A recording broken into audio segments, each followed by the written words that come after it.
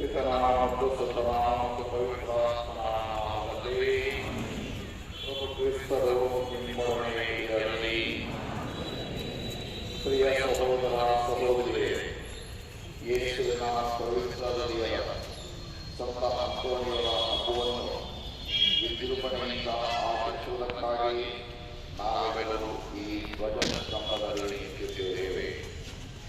ಈ ನವದಿನಗಳ ಸಿದ್ಧತೆಯಲ್ಲಿ ನಾವೆಲ್ಲರೂ ಈ ಧ್ವಜವನ್ನು ವೀಕ್ಷಿಸಿ ಧ್ಯಾನಾಸಕ್ತರಾಗಿ ದೇವರನ್ನು ಮಹಿಮೆಪಡಿಸೋಣ.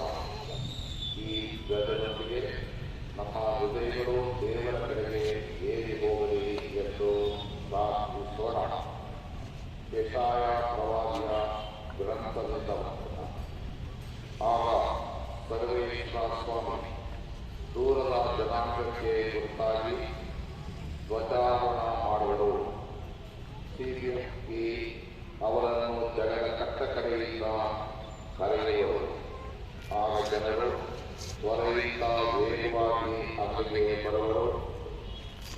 ಅವರಲ್ಲಿ ಯಾರು ಮುತ್ತರಿಸಿ ಬರಲಿ ಹೋದರು, ಯಾರು ತೂಕಡಿಸಿ ಎದುರಿಸರು. ಅವರ ನಡುಕಟ್ಟು ಸಡಿಲವಾಗುವುದು, ಅವರ ತೆರೆದ ಕಟ್ಟು ಕಿತ್ತು ಹೋಗಲು. ದೇವರ ವಾಕ್ಯವಿದೋ.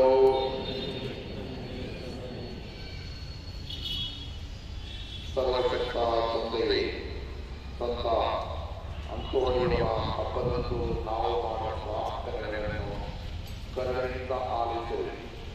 ನಾವೆಲ್ಲರೂ ಸಂತ ಅಂತೋನಿಯವರಂತೆ ಭಕ್ತಿ ಮಾರ್ಗದಲ್ಲಿ ನಡೆದು ನಿಮ್ಮ ವರಗಳನ್ನು ಪಡೆಯಲು ಪಾತ್ರರಾಗುವಂತೆ ಮಾಡಿರಿ. ನಮ್ಮ ಪ್ರಭು ಕ್ರಿಸ್ತರ ಮುಖಾಂತರ ನಿಮ್ಮನ್ನು ಪ್ರಾರ್ಥಿಸುತ್ತೇವೆ.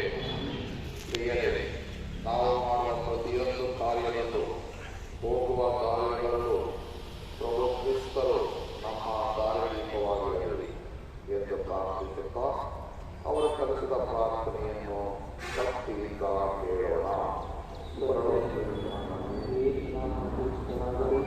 ರಾಜ್ಯದಲ್ಲಿ ಮತ್ತು ಸ್ವರ್ಗದಲ್ಲಿ ನಡೆಯುವ ಪ್ರಕಾರ ಭೂಮಿಯಲ್ಲಿಯೂ ನಡೆಯುತ್ತದೆ. ನಮ್ಮ ಆಹಾರವನ್ನು ಇಂದಿನ ನಮಗೆ ಕೊಡುವಿರಿ. ನಮಗೆ ಪ್ರಕಾರ ನಮ್ಮ ಪಾಪಗಳನ್ನು ಕ್ಷಮಿಸಿರಿ. ನಮ್ಮನ್ನು ಒಳಪಡಿಸದೆ ನಮ್ಮನ್ನು ರಕ್ಷಿಸಿರಿ. ಪ್ರಭು ಕ್ರಿಸ್ತರು ನಿಮ್ಮೊಡನೆ ಇರಲಿ.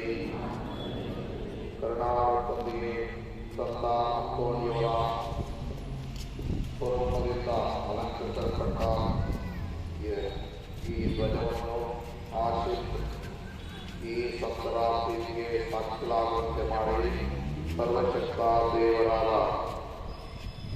ಪಿತಾ, ಸುತ ಮತ್ತು ಪವಿತ್ರಾತ್ಮರು ಈ ಧ್ವಜವನ್ನು